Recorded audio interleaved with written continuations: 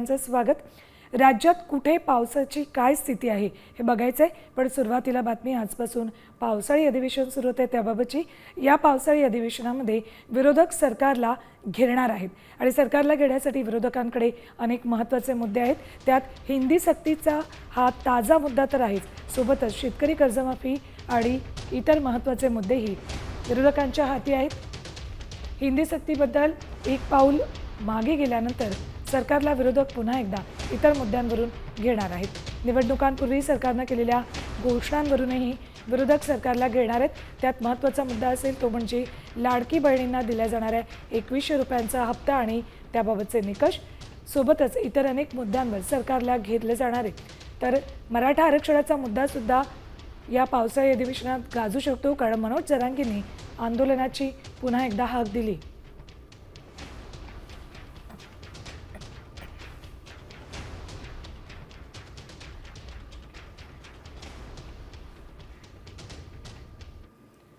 तर दुसरीकडे उपमुख्यमंत्री अजित पवारांनी लाडक्या बहिणींसाठी खुशखबर दिली। लाडक्या बहिणींकरता पुढच्या हप्त्यासाठी 3600 कोटींचा निधी मंजूर करण्यात आलाय। आजपासून त्यांच्या खात्यावर रक्कम जमा होईल असं अजित पवारांनी सांगितले।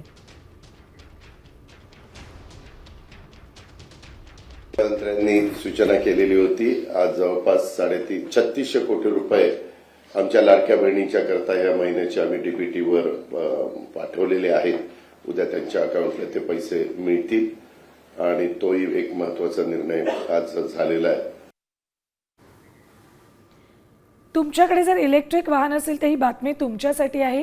तुमच्या खिशावर आता भार वाढणार आहे, कारण राज्यातील इलेक्ट्रिक वाहनधारकांना महावितरणने झटका दिलाय। 1 जुलैपासून चार्जिंग स्टेशनला पुरवल्या जाणाऱ्या विजेच्या दरात प्रति युनिट 50 पैशांहून अधिकची वाढ करण्यात येईल। महावितरणने दाखल केलेल्या पुनर्विचार याचिकेच्या पार्श्वभूमीवर महाराष्ट्र वीज नियामक आयोगाने वीज दर निश्चितीचे आदेश जारी केलेत।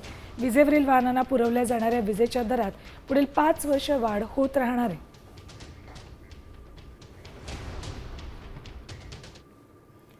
यानंतर रेल्वे प्रवाशांसाठी महत्त्वाची आणि कामाची बातमी। रेल्वे प्रवाशांचा आरक्षण चार्ट हा प्रवासाच्या 8 तास आधी आता जाहीर केला जाईल। सुरुवातीला तो 4 तास आधी जाहीर केला जायचा। रेल्वेच्या या नव्या निर्णयामुळे वेटिंग लिस्टमध्ये असलेल्या प्रवाशांना त्याची माहिती लवकर मिळणार आहे, त्यामुळे त्यांना पर्यायी मार्ग निवडण्यासाठी सुद्धा पुरेसा वेळ मिळेल। तात्काळ तिकीट बुकिंगमध्ये सुद्धा मोठा बदल करण्यात आलाय। काय बदल केलेत रेल्वेने बघा। ट्रेन सुटण्याच्या 8 तास आधी रिझर्वेशन चार्ट तयार होईल। वेटिंग लिस्टच्या प्रवाशांना दिलासा मिळणार। वेटिंग लिस्टवरील बदलांचा अंदाज आधीच मिळणार आहे। तात्काळ तिकीट केवळ आधार लिंक युजर्ससाठीच असेल।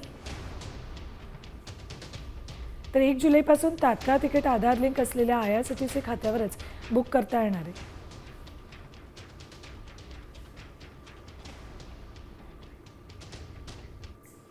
बातमी आहे मुंबईतनं। नोकरदारांसाठी आधार असलेली डबेवाल्यांची सेवा 200 रुपयांनी महागली। महागाईचा वाढता भार आणि प्रवासातील जोखीम लक्षात घेता जून 2025 पासून डब्याच्या दरात 200 रुपये वाढ करण्याचा निर्णय घेतला गेलाय। हा निर्णय भावनिकदृष्ट्या कठीण होता, मात्र अधिक चांगली सेवा देण्यासाठी हे आवश्यक आहे असं मुंबई टिफिन बॉक्स सप्लायर्स असोसिएशनचे अध्यक्ष रामदास करवंदे यांनी म्हटले।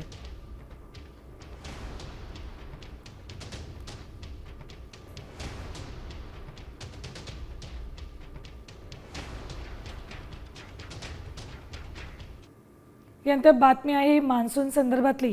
कोकण किनारपट्टीसह मध्य महाराष्ट्रात पुढील 4 ते 5 दिवस मुसळधार पाऊस पडणार आहे। काही ठिकाणी अतिवृष्टीचा अंदाज हवामान खात्याने वर्तवलाय। विदर्भात पुढील 2 दिवस मेघगर्जनेसह पाऊस पडू शकतो। मराठवाड्यात हलक्या ते मध्यम पावसाची शक्यता वर्तवली। पुढील 4 ते 5 दिवस पावसाचा अंदाज कोकणात वर्तवण्यात आलेला आहे। मध्य महाराष्ट्रात सुद्धा मुसळधार पावसाचा अंदाज वर्तवलेला आहे। कोकण मध्य महाराष्ट्रामध्ये मुसळधार पाऊस बरसेल असं हवामान खात्याने जारी केले। 4 ते 5 दिवसांसाठी हा अंदाज वर्तवण्यात आलाय।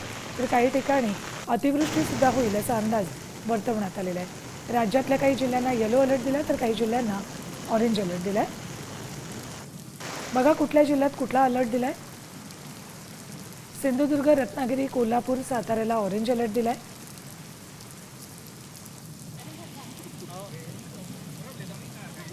तर रायगड, पुणे, नंदुरबार, अहिल्यानगर, जळगावला येलो अलर्ट देण्यात आला. बऱ्याच जिल्ह्यांना येलो अलर्ट दिलाय. Sambhajinagar, Jalna, Parbhani, Beed, Hingoli yellow alert. Nanded, Akola, Amravati, Bhandara, Buldhana, Washim yellow alert जारी केला. यवतमाळ, चंद्रपूर, गडचिरोली, गोंदिया, नागपूर, वर्धा या जिल्ह्यांनाही येलो अलर्ट जारी करण्यात आला.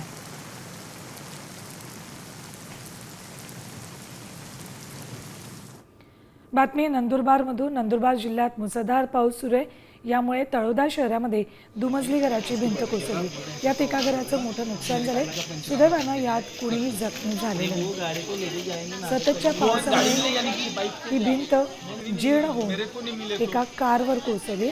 या कारचं मोठं नुकसान झालंय, मात्र सुदैवानं कुणालाही इजा झालेली नाही.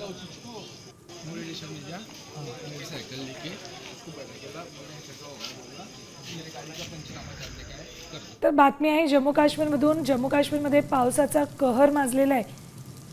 सलाल धरणाचे दरवाजे उघडले तर चिनाब नदीला पुराचा धोका निर्माण झालाय. पाण्याचे मोठमोठे लोंढे धरणातून वाहताना दिसतात. धरणाचे दरवाजे उघडण्यात आले. सलाल धरणाचे दरवाजे उघडल्यामुळे चिनाब नदीला पुराचा धोका निर्माण झालेला आहे. जम्मू काश्मीरमध्ये सतत पाऊस सुरू आहे आणि या पावसानं धुमशान घातले. त्यामुळे सलाल धरणाचे दरवाजे उघडावे लागलेले आहेत. सलाल धरणाचे दरवाजे उघडल्याने हे पाणी चिनाब नदीत जाते आणि नदीला पुराचा धोका निर्माण झालेला आहे.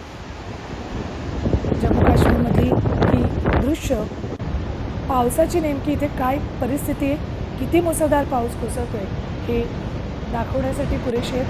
सलाल धरणाची दृश्य, धरणाचे दरवाजे उघडण्यात आलेत आणि पाण्याचा मोठा प्रवाह सलाल धरणातून चिनाब नदीच्या दिशेनं वाहतोय.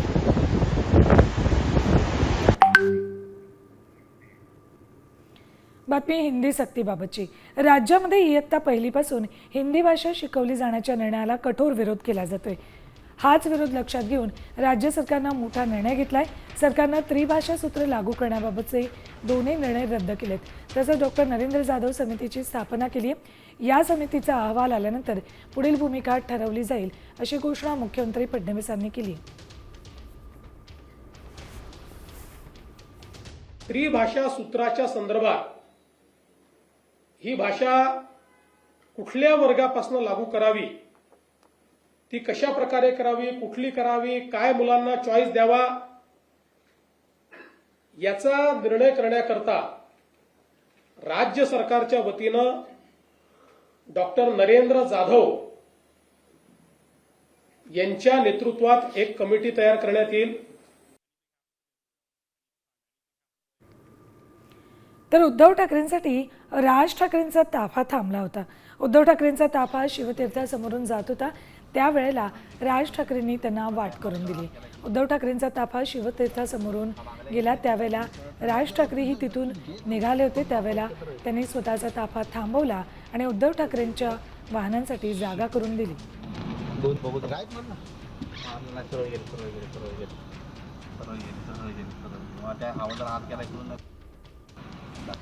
मागल्या येत नाही ते काय गणित कळत नाही. तुझं घे तू तापा एकत्र.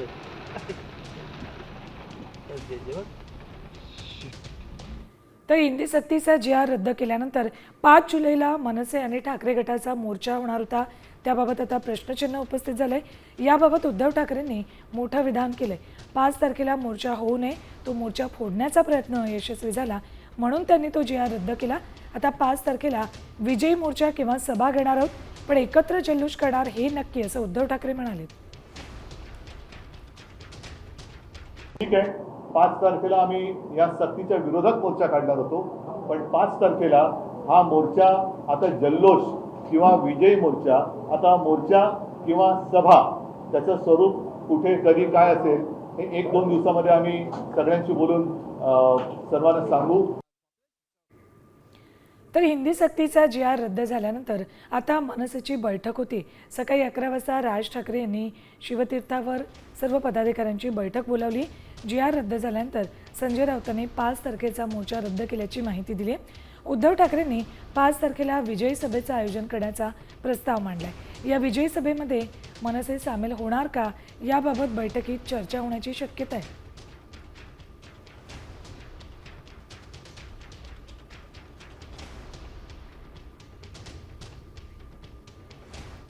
यानंतर एक धक्कादायक बातमी. बीडमधून 30 ते 40 जणांच्या टोळक्याकडून एका कुटुंबावर हल्ला करण्यात आलाय. आडागळे असं मारहाण झालेल्या कुटुंबाचं नाव आहे. शहरातल्या शाहूनगर भागातील गजानन कॉलनीत ही घटना घडली. तरुणांमध्ये झालेल्या वादाच्या कारणावरून ही मारहाण करण्यात आली. हल्ल्यात 2 जण जखमी झालेत. त्यांच्या जिल्हा रुग्णालयात उपचार सुरू आहेत. दरम्यान अद्यापपर्यंत या संदर्भात गुन्हा दाखल झालेला नाहीये.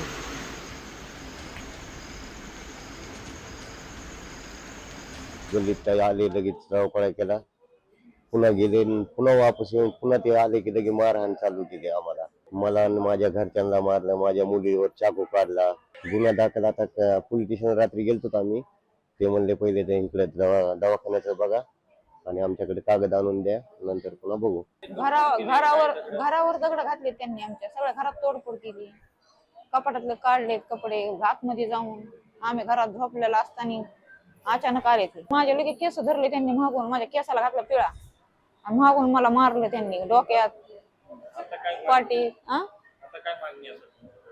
पोटात लाथा घातल्या. सर त्यांना आम्हाला नाही पाहिजे ना. माझ्या जर मुलाला काही झालं तर ह्यांचंच आम्ही नाव घेणार ना.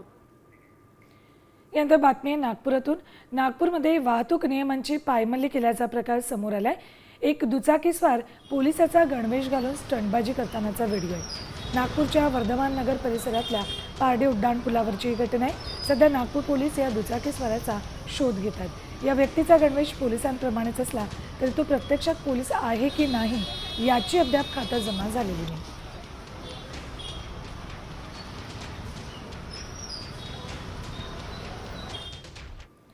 बातमी आहे सोलापूरमधून. टेंभुर्णी येथील बोगस नोटांच्या कारखान्याचा पोलिसांनी पर्दाफाश केलाय.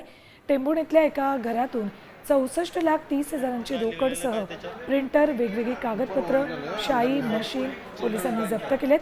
1 लाख रुपयांच्या मोबदल्यात बनावट 2 लाखांच्या नोटा करून देण्याच्या गुन्ह्यातील संशयित आरोपीच्या घरातून हे साहित्य जप्त केले. राऊरी आणि टेंभुर्णी पोलिसांनी संयुक्त कारवाई केली.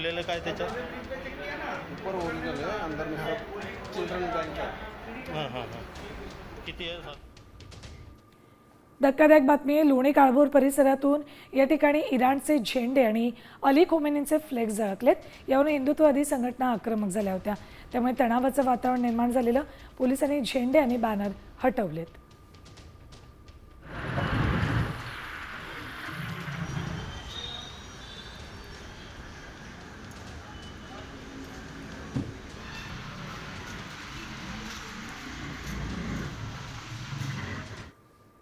यानंतर बातम्या बघूयात टॉप 50.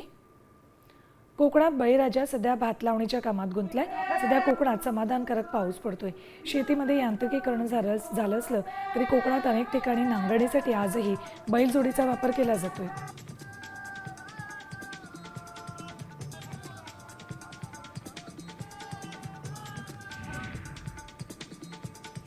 जळगावमध्ये रावेर आणि यावल तालुक्याला रविवारी वादळी वाऱ्याचा तडाखा बसलाय. त्यात केळीचं नुकसान झालंय.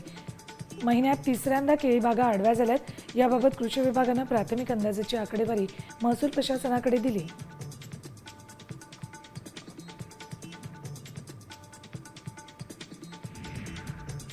पालघरमध्ये 12 दिवस 4.5 मीटरपेक्षा अधिक उंचीच्या लाटा उसळणार आहेत. त्यामुळे किनाऱ्यालगतची वस्ती तसंच पर्यटकांसाठी धोक्याचा इशारा देण्यात आलाय. समुद्रालगतच्या पारंपरिक मासेमारीवर देखील बंदी घालण्यात आली आहे. त्यामुळे मच्छीमारांसमोर विविध आव्हानं उभी टाकली.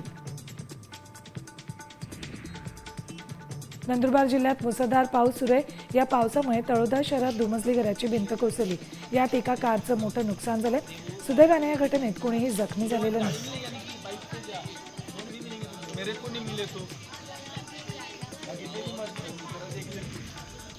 1 जुलैपासून क्रेडिट कार्डच्या नियमात बदल केले जाणार आहेत. ट्रान्झॅक्शन चार्ज आणि रिवॉर्ड पॉलिसीमध्ये अनेक बदल केले जाणार आहेत. याचा थेट परिणाम युजर्सच्या ऑनलाईन गेमिंग, वॉलेट रिचार्ज आणि युटिलिटी बिल पेमेंटवर होणार आहे.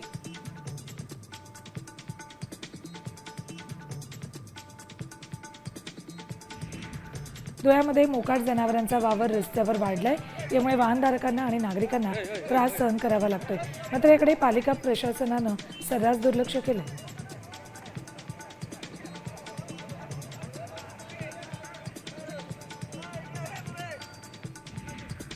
नांदेडमध्ये नायगाव तालुक्यात पंचायत समितीच्या ढेसाळ कारभारामुळे दिव्यांगांसाठी आलेल्या 3 चाकी रिक्षा धूळ खात पडल्यात. 5 वर्षांपासून पडून राहिलेल्या या रिक्षांचं वाटप करण्याची मागणी होते. सामाजिक न्याय विभागाच्या आवारात भंगारात निघालेल्या रिक्षा टाकण्यात आल्या. कारागृहात जैन पद्धतीचे जेवण का दिलं जात नाही असा सवाल करत विशेष न्यायालयानं आर्थर कारागृह अधीक्षकांना नोटीस पाठवली आहे. रितेश कुमार एस शहा या आरोपीनं कारागृहामध्ये जैन पद्धतीचं जेवण मिळत नसल्याची तक्रार मे महिन्यात केली होती. जैन पद्धतीचं जेवण मिळत नसल्यानं केवळ चपाती खावी लागते असंही शहा यांनी न्यायालयात सांगितलं.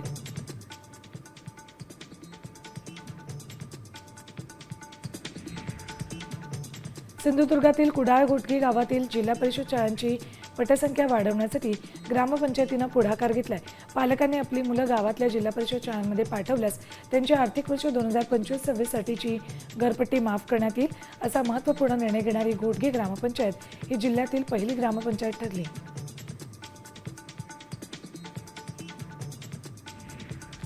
डोंबिवली पूर्वेतील रवींद्र काटे यांच्या कुटुंबाला मध्यरात्री त्यांच्याच घरात बाहेरून कुलूप लावून कोंडून ठेवण्यात आलं.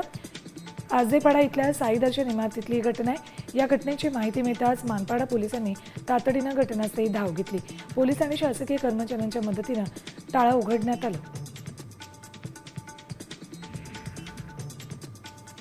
भंडारा जिल्हा दूध उत्पादक सहकारी संघाच्या निवडणुकीचा निकाल जाहीर झालाय. यात शेतकरी विकास पॅनलचे नेते दूध संघाचे विद्यमान अध्यक्ष रामलाल चौधरी यांना पराभूत व्हावं लागलंय. भंडारा तालुका गटातून त्यांचा अवघ्या 2 मतांनी पराभव झालाय. शेतकरी पॅनलचे हितेश सेलोकर यांनी त्यांच्यावर मात केली.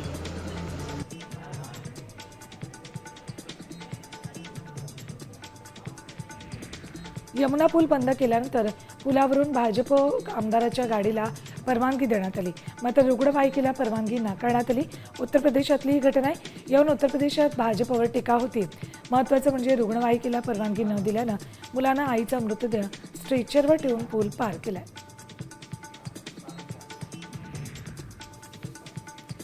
तालिबाननं वझिरिस्तानमधील हल्ल्याची जबाबदारी स्वीकारली.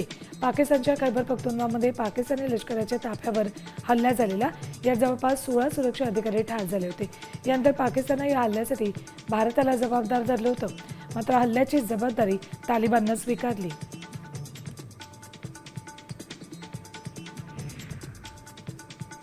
सचिनचं नाव माझ्यामुळे झालं असं मोठं विधान इंग्लंडचे माजी खेळाडू ॲलन लॅम यांनी केलं.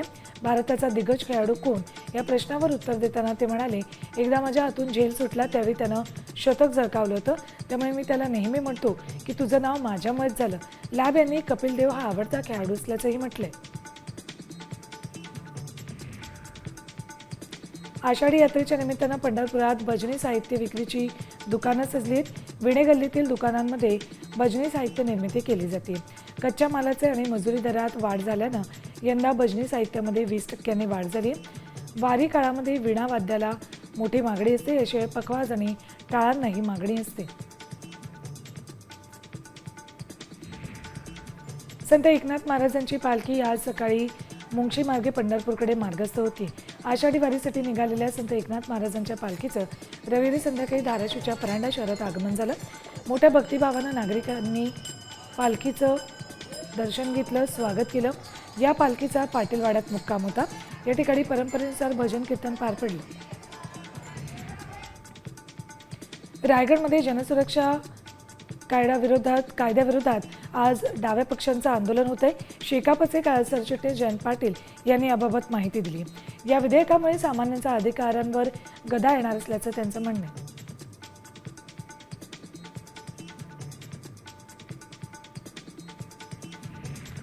यात एक ब्रेकिंग न्यूज येते. उत्तर महाराष्ट्रात काँग्रेसला मोठा धक्का बसलाय. कट्टर काँग्रेसची कुणाल पाटील काँग्रेसला रामराम ठोकणार आहेत. राहुल गांधींचे निकटवर्ती आणि काँग्रेसचा युवा चेहरा असलेले धुळ्याचे माजी आमदार कुणाल पाटील भाजपमध्ये प्रवेश करतात. मंगळवारी 1 जुलैला माजी आमदार कुणाल पाटील मुंबईमध्ये भाजपत प्रवेश करतील. कुणाल पाटील यांचं कुटुंब 3 पिढ्यांपासून काँग्रेसमध्ये सक्रिय राहिले. मात्र आता काँग्रेसला रामराम ठोकत माजी आमदार कुणाल पाटील भाजपवासी होत आहेत.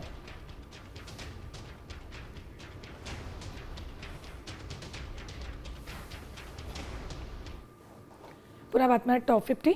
कोल्हापूरमधल्या चंदगड शहरातील नागरिकांनी रस्त्यातल्या खड्ड्यांमध्ये झाडांच्या फांद्या रोवून बांधकाम विभागाचा निषेध नोंदवलाय. तहसील प्रशासकीय इमारतीजवळ खड्डे पडून रस्त्याची चाळण झाली.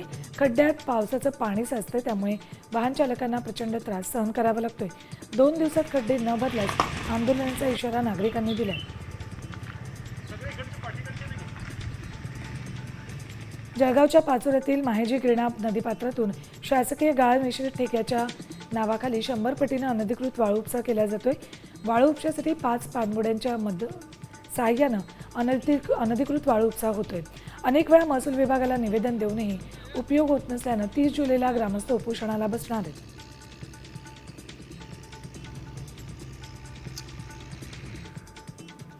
धुळे जिल्ह्यामध्ये ज्ञानेश्वर माळी या शेतकऱ्यानं चक्री फळभाजीची लागवड केली. मात्र फळभाजीला प्रति किलो 5 रुपयांपेक्षा अधिक भाव मिळत नाहीये. त्यामुळे शेतकऱ्यानं बागायतीत शेळ्यांसह गुरांना चरण्यासाठी सोडले. भाव अभावी चक्री परवडलीच नसल्याचं ज्ञानेश्वर माळी यांनी म्हटलंय. खर्च केला या पिकासाठी आणि 5,000 सुरुवात. इचलकरंजी महापालिकेच्या वर्धापन दिनानिमित्त शहरातील मुख्य मार्गावर भव्य शोभायात्रा काढण्यात आली. महापालिकेच्या विविध विभागांमार्फत अनेक महत्त्वपूर्ण सेवा सुविधा यावेळेला दिल्या जातात. अधिकारी कर्मचारी पारंपरिक पोशाख परिधान करून सहभागी झाले होते. शोभायात्रा पाहण्यासाठी शहरवासियांनी मोठी गर्दी केलेली.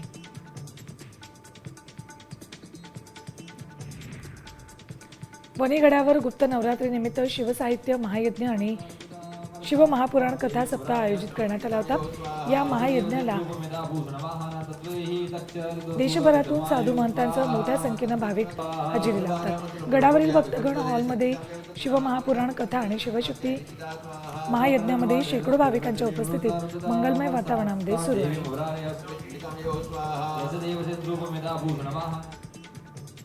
जगद्गुरू तुकाराम महाराज आणि त्यांचे शिष्य श्री संत निळोबाराय महाराज या गुरुशिष्य पादुका भेट सोहळा उत्साहात पार पडलाय. या पादुका भेटीची वाट पाहत असलेल्या लाखो वारकऱ्यांनी डोळे भरून या सोहळ्याचा आनंद घेतला. यावेळी एकोबा तुकोबा निळोबा या नामघोषात इंदापूर परिसरात भक्तिमय वातावरण निर्माण झाले. सांगली जिल्ह्यातल्या विटा शहरात श्री रेवणसिद्धी पायी दिंडीचा उत्साहात स्वागत करण्यात आलं. श्री रेवणसिद्धी दिंडीला 26 वर्षांची परंपरा आहे. ही दिंडी गगनबावडा इथून विटा ते पंढरपूर अशी मार्गक्रमण करणार आहे. यावेळी ठिकठिकाणी रस्त्याच्या कडेला महिलांनी रांगोळी काढून स्वागत केले.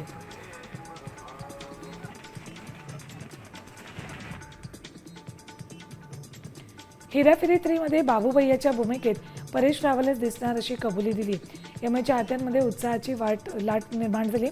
हेराफेरी हा भारतीय सिनेमातील सर्वात लोकप्रिय विनोदी चित्रपट आहे. या चित्रपटातील बाबूभैया, राजू आणि श्याम यांची जोडी प्रेक्षकांच्या मनाला कायमची कोरली गेली.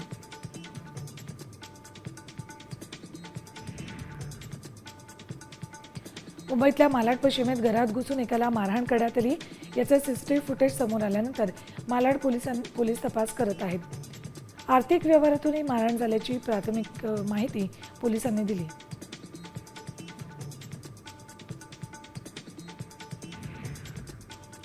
पाणी अंगावर उडल्याच्या रागातून या क्षुल्लक कारणावरून एका तरुणाला डाळा घातलाय. छत्रपती संभाजीनगरच्या जय भवानी परिसरात ही घटना घडली. पाण्याचा टँकर घेऊन जाताना अंगावर पाणी उडाल्यानं तरुणाने टँकर चालकासोबत वाद घातला. त्याला मारहाणही केली. त्यानंतर त्यानं स्वतःवरही शस्त्रांना वार करून घेतले. या प्रकरणी पोलिसांनी 2 जणांना ताब्यात घेतले.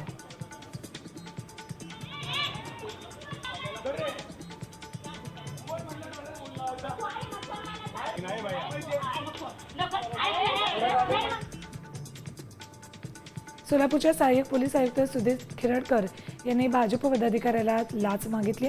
सहाय्यक पोलीस आयुक्ताविरोधात कारवाई करा या मागणीसाठी भाजप अल्पसंख्याक आघाडीनं पोलीस आयुक्तांना निवेदन दिले. कोणतेही ट्रॅफिक नसताना रस्त्यावर थांबलेल्या पदाधिकाऱ्याला विनाकारण शिवीगाळ करत मारहाण केल्याचा भाजपचा आरोप आहे.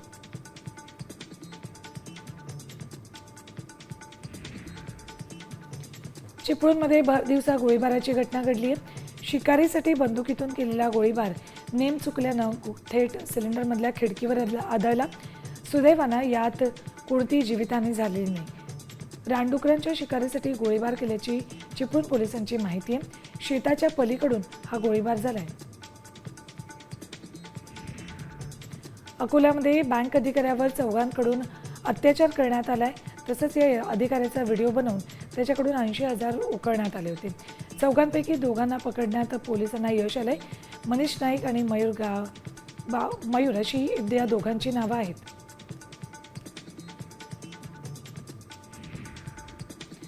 नाशिकमधील शहापूरमध्ये एक वयोवृद्ध आजीनं भाचा नदीच्या पात्रात उडी मारून आत्महत्येचा प्रयत्न केला. नदीच्या बाजूला किनाऱ्यावर असलेल्या एका तरुणानं नदीत उडी मारून आजीचे प्राण वाचवलेत. त्यानंतर आजीला उपचारासाठी रुग्णालयात नेण्यात आलं होतं. वृद्ध महिलेनं नदीत उडी मारण्याचा प्रयत्न का केला याचा तपास सुरू आहे. शिर्डी साई संस्थांमध्ये माजी सैनिकांच्या नावानं बनावट सुरक्षा रक्षक भरती झाल्याचा संशय व्यक्त होतोय. जिल्हा माजी सैनिक कल्याण समितीनं चौकशी सुरू केली असून यामध्ये मोठा घोटाळा उघडकीस येण्याची शक्यता आहे. त्यामुळे सर्वच साई संस्थांच्या नोकर भरतीत घोटाळा झाला का हा प्रश्न उपस्थित झाला आहे.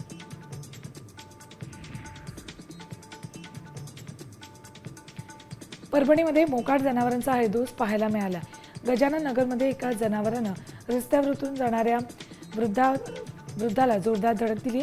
या घटनेत वृद्ध व्यक्तीच्या डोक्याला गंभीर दुखापत झाली आहे, तर उपचारासाठी रुग्णालयात दाखल करण्यात आले. यामुळे परिसरात मोकाट जनावरांचा प्रश्न ऐरणीवर आलाय.